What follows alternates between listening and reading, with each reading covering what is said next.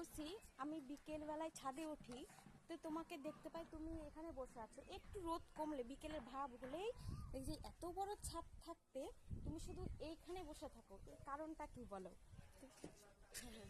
কারণটা কিছুই না, এটা মানে এখানে বসতে ভালো লাগে। মানে এই যে নিজের হাতে বানানো পদ্ম, মানে আমার কাছে এটা পদ্ম পুকুরি, মানে এক কথায় বলতে গেলে পদ্ম এই জায়গাটাই মানে অনেক কষ্ট করে একবার লাগিয়ে আবার হয়নি, এবার হয়েছে। আর এত ফুল দিয়েছে, এই যে পাতা উঠে উঠে থাকে, সত্যি কথা বলতে এটা আমার কাছে মানে এক মুহূর্তের জন্য মানে অনেকটা শান্তির জায়গা এটা আমার।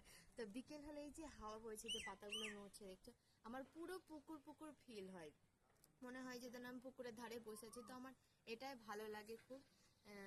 মানে এখানে বসতে এটাই বসার একটাই কারণ, আমার এখানে অনেকটা আমি শান্তি পাই।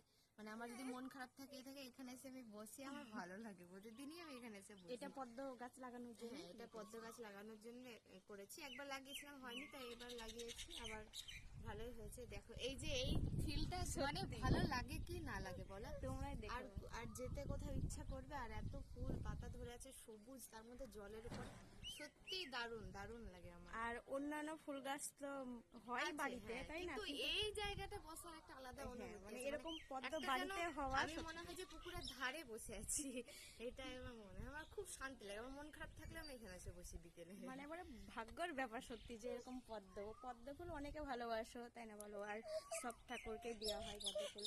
আর এই যে আমাদের ছাদ দেখতে পাচ্ছ, আমি ছাদে উঠে একটা এদিকে তুলেছি তাকাই তো, সত্যি। একটা ফুল আর তুলেও নিয়েছি। আমি দেখি তো আমার সত্যি খুব ভালো লাগে। হ্যাঁ, এই যে একটা ফুল তুলেছি আজকে, বৃহস্পতিবার তুলেছি। ছিল, পুজো করেছি। কি সত্যি তোমাদের কেমন লাগলো বলো? তোমাদের কেমন অনুভব করছো বলো? ঠিক আছে, তোমাদের কার কার ভালো লাগলো অবশ্যই তোমরা কমেন্ট করো। বাই।